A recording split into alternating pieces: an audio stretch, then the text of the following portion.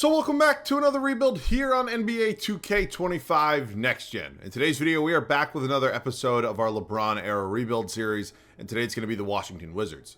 The early 2010s were certainly some dark times in DC. This was a franchise that was certainly going through a rebuild, and at this point in time, hope was really the only thing kind of keeping them going. They had the number 1 overall pick in the 2010 NBA draft, and of course, that was going to be John Wall. Now, John Wall, here in today's video, is going to be starting off in his rookie season. Our goal is to obviously build around him, put a competent core together, hopefully get this franchise a championship. Of course, as always, let me know any other video ideas down below in the comment section. We are slowly but surely getting to the end of the LeBron era rebuilds, and I have certainly enjoyed them, and it seems like you guys have been as well. But at this time here on Tuesday, you guys are already aware of who won the NBA draft lottery. I can tell you with the utmost certainty that tomorrow you will be seeing a number 1 overall pick with whatever team that is in Cooper Flag. So anything else you guys want to see, let me hear it all down below in the comment section. But thank you guys once again for all the support on this series. Let's get into it.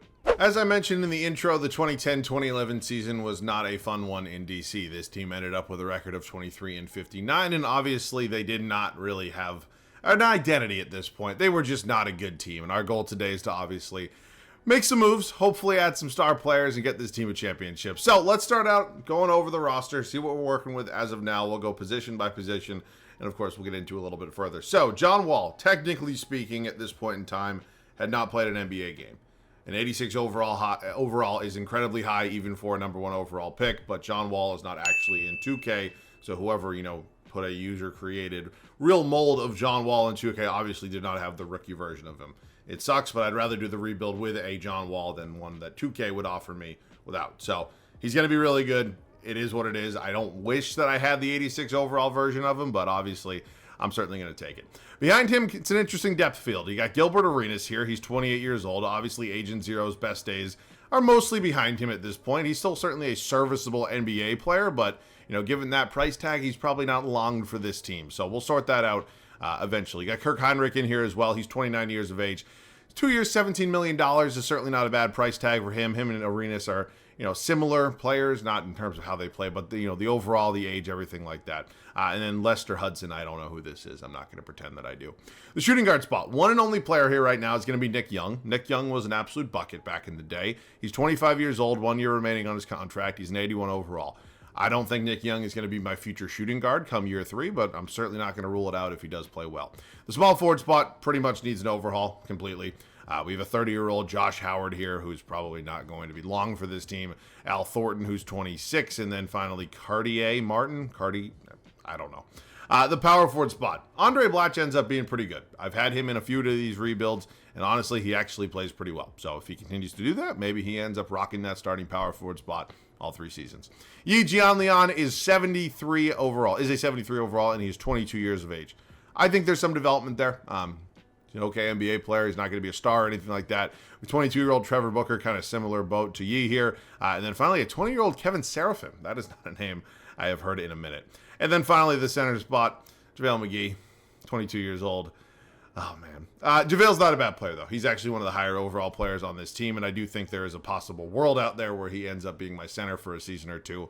And then we'll kind of address it as we kind of need be. And then I don't know who Hilton Armstrong is. I'm not going to pretend to. So that's the team. There's a reason they won 23 games. They were not very good. This is obviously a rebuilding group and hopefully a team that we can continue to keep young while simultaneously adding some vets that are obviously more established and kind of star players. So I'm pretty much of the opinion that year 1's going to be a throwaway season.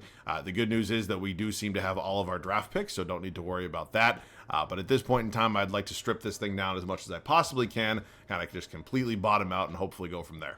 Our first trade of today's video is actually a somewhat blockbuster here with the Los Angeles Clippers. Yi Jianlian, Kevin Serafin, and Kirk Heinrich all going to Los Angeles, and in return, we're landing ourselves Baron Davis and DeAndre Jordan.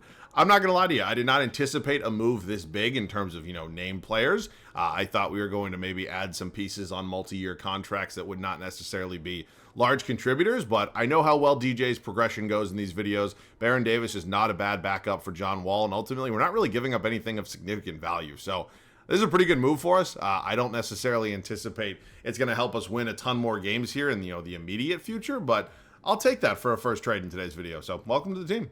This one feels a little bit more accurate for what we're trying to do right now. Josh Howard and Cartier Martin are going to the Phoenix Suns. In return, we're going to get their 2012 draft pick, so that won't be this draft. It'll be the draft after that. It's top 10 protected, along with the 31-year-old Hedo Turkoglu. So, I don't expect Hedo Turkoglu to be a long-term piece for us. He's, of course, is 31 years old, and certainly not on a favorable contract, or what I would consider one, but he can obviously be dealt this offseason, and obviously the draft capital is kind of the name of the game right now. So, feels like a pretty good move for us for 2 expiring contracts. Again, we're not getting significantly better in the interim, but I do think we've made some moves that'll hopefully allow us to be pretty much, not free sailing, but a lot better come off season time. So at this point, I think we're pretty much all set. It's going to be Wall and Baron Davis. Nick Young, I did move Gilbert Arenas to the 2 guard spot, so he'll be there for likely 1 season and 1 season only. Turkoglu and then Al Thornton, again, probably neither of which will be my starting small forward next season, but they'll have to do for now. Power forward is going to be Andre Blatch and Trevor Booker, and then finally the center position is going to be McGee and DeAndre Jordan. I think I'm going to start DJ just because, again, I know how his progression tends to go in these videos. So that's what we're working with for now. Again, this is not a team full of superstars or anything like that, and again, we're not really trying to be. So if there's any, honestly, like picks or multi-year contracts out here that I could acquire, I'd certainly be interested in doing that. Craig Brackens, Eduardo Najera, yeah, why not? I mean, maybe he's a trade piece this offseason. All right, let's set the rotation. It is officially go time for our first season in DC. I'm pretty sure we're all on the same page. This team's probably not going to be contending for a championship here in year 1. But I do think we have established a solid nucleus and a lot of flexibility come off-season time.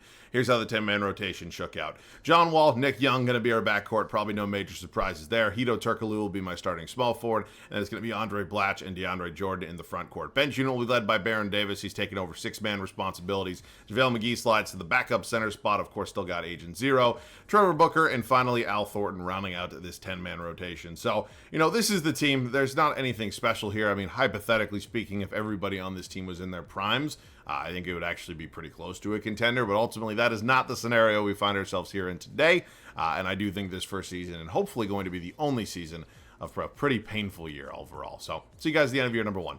I think for the first time ever, I had a team finish year 1 with the exact same record they had in real life, 23-59. Now, that's certainly nothing to call home about. We obviously knew where we stood in kind of the hierarchy of NBA teams, but ultimately, I'll live with it for year 1. Again, hoping it's the only bad season. Speaking of first seasons, LeBron's first year in Cleveland goes pretty well. He wins the MVP award. Blake Griffin takes home Rookie of the Year in Los Angeles. You got Manu coming off the bench in San Antonio. Is your 6th man. Andrew Bogut wins DPOY. DJ does win Most Improved. So, hey, I'll take it. There's not a lot to call home about this season. And DJ's overall has gone down too, so he seems to be pretty pissed off. I'll be moving on to a new team next season. With my treatment lately, it looks like management is in agreement.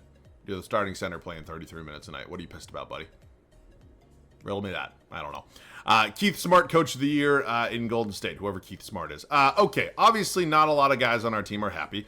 We are obviously not very good, and hopefully come off-season time, we end up landing a pretty good pick. We are tied with the Clippers for the worst record in all of basketball. Here are the numbers. It was John Wall, rookie season, pretty damn good. I'll take it. 22 points a game, about 2.5 boards, 8 assists. He was about 47% from the field. Not too bad. Nick Young, Andre Blatch, Baron Davis, Arenas, Turkoglu, McGee, DJ Thornton, and then Booker. Rebounding department will be led by DJ, and assist is going to be John Wall. So, no playoffs for us here in year 1. Maybe it's the only time that happens. Maybe it's not. It is the Golden State Warriors and Steph Curry at the ripe young age of 23 carrying this team to a championship, and he'll take home Finals MVP. They defeat the Atlanta Hawks. Okay. Well, it is time for the offseason, which I think is a good thing for everybody. Hopefully we can hit the reset button, figure out what we're going to do at the head coaching spot, hopefully make our star center a little bit less pissed off, and hopefully land a pretty good draft pick. So we have a 0.1 better chance than the Clippers in terms of landing the number 1 overall pick. Of course, back in these days, the bottom 3 teams or top 3 teams, however you look at it, did not all have the same odds. So I don't know. 2K going to be nice to me today? They are. They're going to give me the number 1 overall pick. Wow, that does not happen too often. All right. What the fuck? Walt McLeod? The late, great Flip Saunders, I believe, was the head coach of this team. Yeah, Walt, take a fucking hike, buddy. This feels like it would be a good Stauffer video. Now, unfortunately, we don't have a lot of money. For whatever reason, 2K always likes to limit me in the salary department when it comes to trying to hire a head coach, and Stauffer's the only one willing to accept, so he'll be the guy here today. We have the number 1 overall pick, which is not something that happens to me super often. I'm really happy about it, obviously. This is the Kawhi Leonard draft. It seems like a lot of guys are a little bit upset right now. But, yeah, this is a really good draft class. I think Kawhi Leonard makes a lot of sense for me. I mean, you look at the starting lineup, the biggest position of need is small forward. I think Kawhi is the best player out of this draft class pretty easily. And I don't think it's something we're going to really, overthink too much. So we're going to take Kawhi Leonard number 1 overall. Hopefully he is a guy, him and John Wall can kind of be the future of this franchise. We also have the 2nd overall pick in round 2. Davis Bertans, already a Wizards legend, if you will. Probably makes the most sense for me here. So, 2 picks I'm pretty confident in. 82 overall for Kawhi, 72 overall for Bertans. We're going to bring back McGee on his team option. DJ is going to hit restricted free agency. Along with Nick Young here. So, I'm going to extend both those guys. We're going to have rights on them and everything like that. We don't really have any money, so I guess I'm just going to have to match whatever he gets. It's 3 years, roughly $26 million from the, I forget who that was, and then certainly not going to renounce DeAndre Jordan. So, we'll wait on DJ as well. I don't think the game's going to let me pay him. It's not, but he's restricted, so I'll be able to match anything he gets. He's going to go, the champ, the Warriors. 3 years, roughly 20 mil. We're going to match both those deals. All right, at this point in time, I do think it is time to, swing some sort of deal that makes sense. Again, I don't want to force the issue too much, but I think there is a path for this team to be significantly better heading into year number 2. Oh! Whoa. Did not think that was going to go through. Wow. That's a blockbuster. Andre Blatch, Trevor Booker, Hito Turkoglu, Al Thornton, the first-round pick from Phoenix that we acquired before year 1 kicked off, and then our first-round pick next year, top 10 protected, were all sent to Minnesota, and in return, they were willing to deal me a 22-year-old, 88 overall Kevin Love.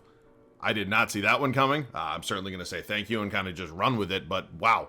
Thank you very much, Minnesota. That is a really, really welcomed addition to this team. Wow, that is just an insane move. All right, at this point, we've done a pretty good job, obviously, putting a competitive product onto the floor. I don't have to trade Gilbert, technically speaking, but I wouldn't mind, trying to find some sort of long-term option. Goran Dragic's not bad, but again, he's not really the biggest position of need, and unfortunately, I almost know for a fact that I would lose him next offseason. So, man, what do I do here? I don't really want to keep Gilbert is the thing. I think moving on from him would be in everybody's best interest pretty much. Like Lance Stevenson, does he have team control after? I mean, this is a fake Lance Stevenson too. Tarika White? Who the hell are you? Robin Lopez. Is Lopez? No, free agent. Yeah, so the problem here really is that everybody's pretty much a free agent after this season. So maybe it's in my best interest to hang on to Agent Zero for one more season and then trade him next offseason, maybe in a bigger deal of some sort. Eduardo O'Hara, I'm perfectly free letting go, so thank you very much. And then the backup small forward options are certainly not great. You're taking a look here at the list. OJ Mayo, Shannon Brown. I mean, I don't hate really any of these options. Oh, I think I've gotten Corey Brewer before, and I think it's actually worked out pretty well. All right, I'm going to bring in Corey Brewer. He'll be Kawhi Leonard's backup. We're going to move him to the small forward spot, and he jumps up to a 79 overall. That's exactly what I thought was going to be the case. Okay, that makes a lot of sense to me. Again, DJ's still pretty irritated, pissed off, whatever, but hopefully his progression still goes pretty well. So, decided to hang on to the 2 veteran backup guards in Baron Davis and Gilbert Arenas. I don't necessarily think it's the worst thing out there, but again, they are getting paid a lot of money to, play 20, 18, 15 minutes a night. So, at this point in time, we are all set heading into year 2. I'm not saying it's a guaranteed championship or anything like that, but certainly a much better spot than where we were just a season ago. It's year 2 here in DC. We are feeling really good after the offseason we just had. Doesn't mean we're going to win a championship this year. Doesn't even mean we're going to be a super high seed. But I think we have established a really good trio, and maybe even more than trio, of young players that are obviously going to be really good for a really long time. John Wall, Nick Young, Kawhi Leonard, Kevin Love, DeAndre Jordan are 1 through 5. Bench unit will be led by Baron Davis still. Obviously got JaVale McGee, brought in Corey Brewer, still have Gilbert Arenas, and finally Davis Bertans, who's actually going down in the overall department. For what reason, I don't really know, but he'll be the backup power forward playing 10 minutes a night. And obviously maybe the biggest improvement overall is Mike Stauffer. We went from a coach with 0 stars offensively and defensively to one with 5 stars in both departments. So I'm feeling pretty good. I do think this is a playoff team. Hopefully that proves me right at the end of year number 2. Really fun second season here in DC. 58-24 is the final record, almost a near 180 in terms of the record. Not quite, but close enough. And I'm feeling really confident about this team. I think we overachieved, if anything. Derrick Rose is going to be your MVP. Got Kawhi Leonard winning Rookie of the Year. Really nice number. Shooting splits certainly aren't the best, but I'll live with it. Goran Dragic, 6th Man of the Year in Phoenix. You got Timmy D winning Depoy. Dragic also wins Most Improved, and Phil Jackson, Coach of the Year in Los Angeles. So you can take a look right there. We can see where the 2 seed in the Eastern Conference. You just look at the full standings right now. We were 3 games behind MVP Derrick Rose and the rest of the Chicago Bulls, and obviously the Los Angeles Lakers did have the best record in basketball. So here are the numbers. John Wall, not bad. Kevin Love feels like a really, really nice addition. Still not really sure why Minnesota was so willing to give him up, but thank you. Kawhi Leonard, Nick Young, Davis, Arenas, McGee, Brewer, DeAndre Jordan, who apparently is just still pissed off. I mean, his overall's gone down 3.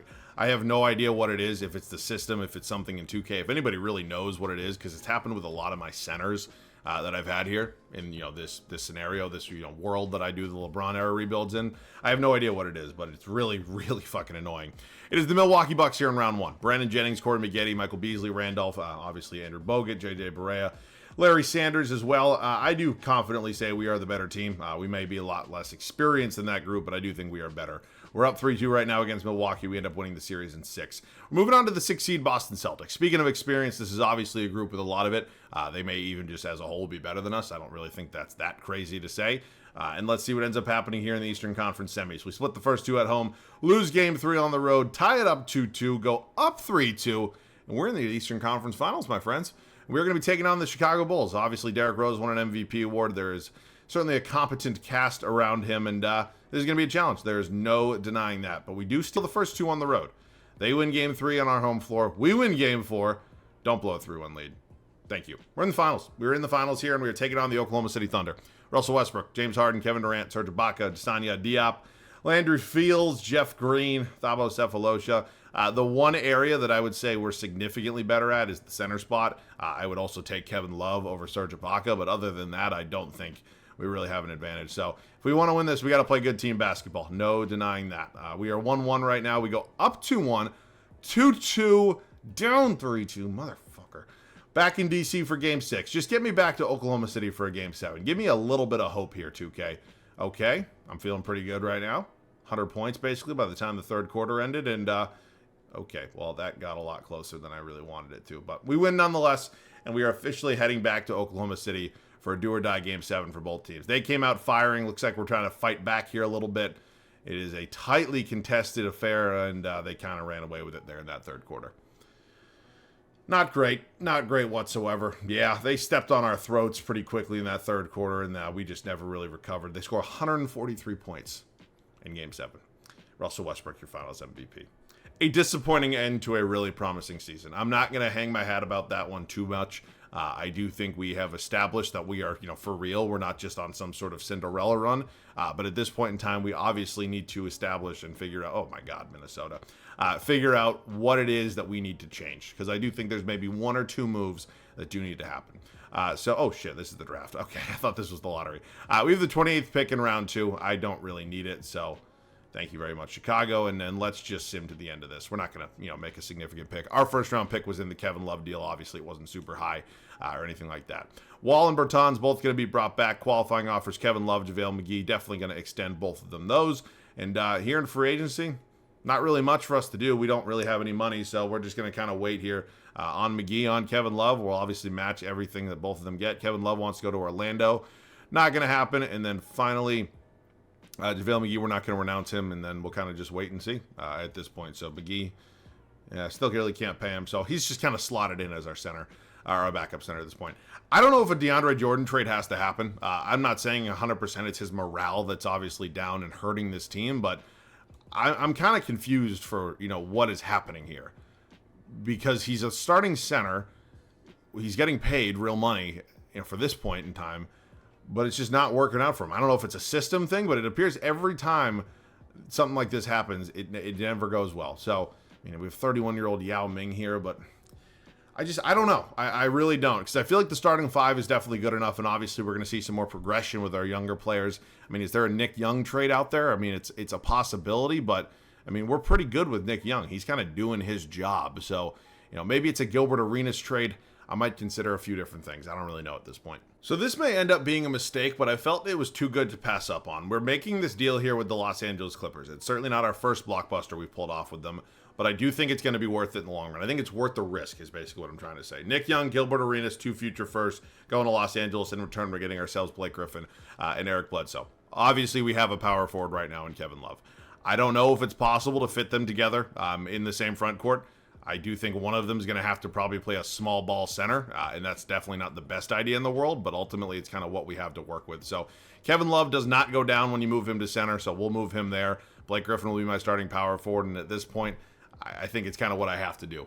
Again, I'm not saying that DeAndre Jordan is the reason all this is happening, but in some sense of it, he kind of is. So DJ and Baron Davis are now probably going to get traded along with a future first, and we need somebody at the shooting guard spot.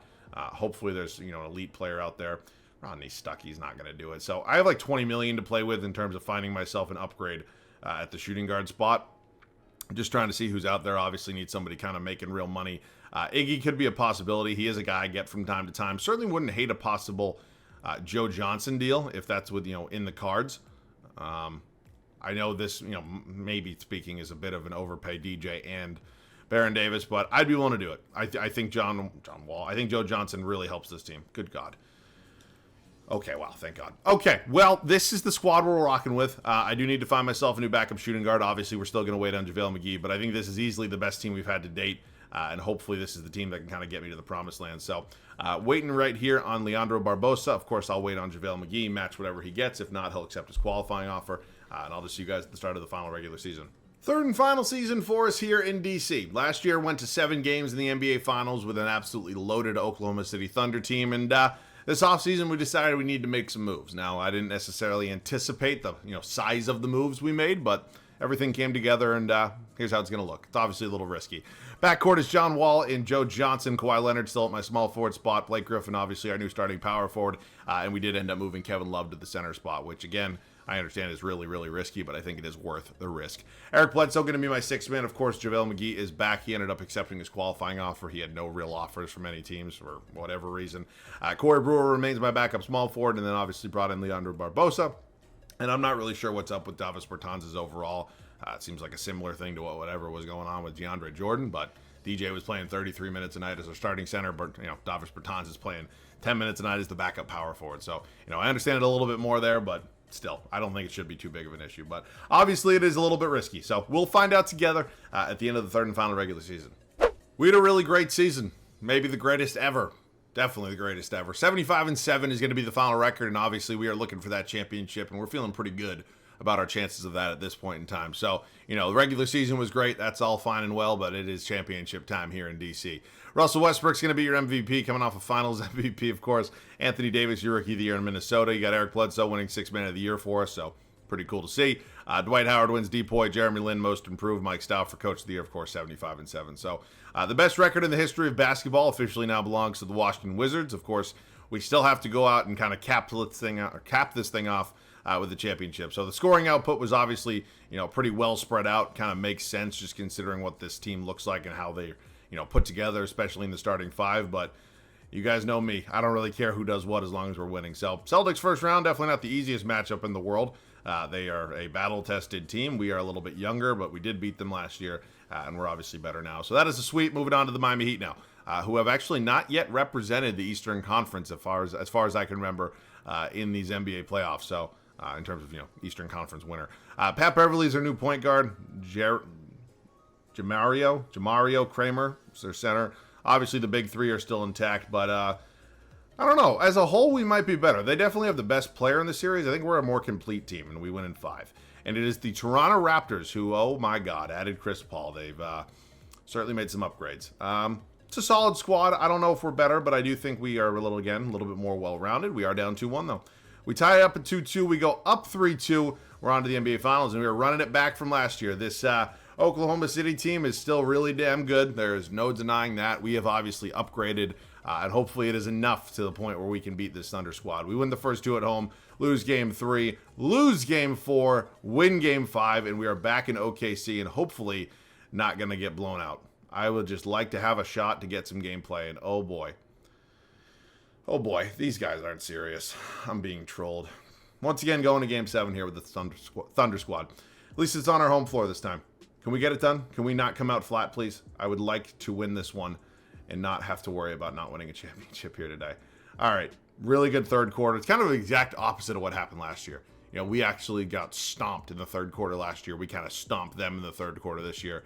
And at this point in time, we're feeling good. Not 100% comfortable yet, but should be winning this one. We are currently up by 20 points here in Game 7 with less than 3 minutes to go. I like our chances. I'm still a little nervous, but I think we're in a good spot. Ultimately, at this point, it's just about playing smart. You do not want to do anything that is absolutely stupid at this point. You do not want to, throw up shots or anything like that. By the way, I see that the Wizards jerseys have, changed to what they obviously were at this time, but the court stayed the same, which I find, oh my God, James Harden, which I find very interesting. I don't know why they wouldn't have changed it, but they did not. I would also like the starters in at this point in time. Eric Bledsoe's, fine player, good job scoring there, but I want to use John Wall. I don't get to use John Wall super often. So if they, if there's no dead ball here, I'm certainly going to take a timeout or something. Let's foul. Just foul. Can we foul? Take the fucking timeout, I guess. I want to use John Wall. I don't think it should be this hard. Jeff Green, I don't care. That's sweet. Am I out of timeouts? Okay, no, I'm not. A 20-second timeout. All I want to do is go ahead and get John Wall and Kevin Love in. You would think that would be something that 2K could figure out at this point in time, that maybe two of our best players should be in the ballgame. All right, starters are back in. We are good there. Let's go ahead, close this thing out on a really, really good note. Up 18 at this point in time, and we're definitely feeling comfortable. We're not content, but we are comfortable. ISO Joe just going to work here against James Harden. That's a tough layup he gets to go, and it is back to a 20-point game as we are now officially under 2 minutes. So I'm just going to kind of float off here with John Wall, who's really good at assisting tonight. Apparently not putting up a lot of points or rebounds, but nonetheless, we are happy with this team's output. I think that's a nice thing to say and something that makes sense to me. So give John Wall the ball. All right. Who is this on John Wall? This should be a crime. Whoever this guy here is, good luck. Good fucking luck, pal. No foul. And one. Good night. That's going to be a championship for us. We officially avenge our 7 games finals loss last year by getting our own victory in Game 7 this time, and Kevin Love, our starting center, going to be your finals MVP. What a way to cap off this video. I had a lot of fun with this one. Obviously, a couple moves that were a little bit nerve-wracking, heading into them. I mean, playing Kevin Love at the center spot is certainly not ideal, but obviously the risk paid off pretty well, and we ended up with a championship. So, I hope you guys enjoyed this one. I know a lot of people have been asking me to, rebuild some of the bad teams in the LeBron era, and hopefully this was a good one to kind of kick it off with. Again, we're slowly but surely getting to the end of this series, so I know some people have had different series ideas and challenges and everything like that, and I really do appreciate it. The thing at this point in time is we're going to be doing a lot of, up-to-date rebuilds, right? Like at this point, you guys know who won the draft lottery. Tomorrow's going to be the Cooper Flag rebuild. From there, we're definitely going to have a lot of other prospect rebuilds, and obviously we'll have the offseason rebuilds, and before we know it, the season's actually going to be over. The draft's going to be here. Free agency's going to be here. And, I get to this point every year, and, I don't mean to say this like an entitled prick, but 9 times out of 10, I'm watching my Celtics have a pretty long playoff run, and ultimately, I'm just not really paying attention to the outside stuff at this point. So it happens very quickly for me anyways. So I'm really trying to focus in this year, make sure we get everything accomplished that we are really set out to do. So hopefully you guys enjoyed this one. Of course, let me know any other video ideas down below in the comment section. So that'll do it for me. As always, thanks so much for watching. I love you guys. I'll catch you guys all in the next one.